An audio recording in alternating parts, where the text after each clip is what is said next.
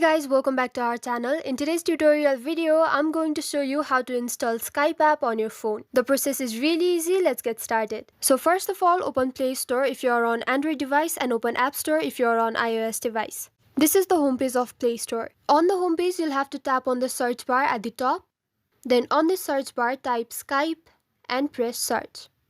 So this is the app we're looking for, the one at the top. Now all you have to do is tap on the install option and wait for the app to get installed. Meanwhile, let's talk about the app. So Skype is just like any other social apps. Using this app, you can interact with your friends either through chats, SMS, video calls or voice messages. The app is really convenient to use. As you can see on the screen, the app has been installed. Now all you have to do is tap on the open option and you'll be directed to the app. Then you can create an account and start using it. So this is it for the tutorial. I hope it was helpful. Don't forget to like the video and subscribe to our channel for further tutorials. Thank you.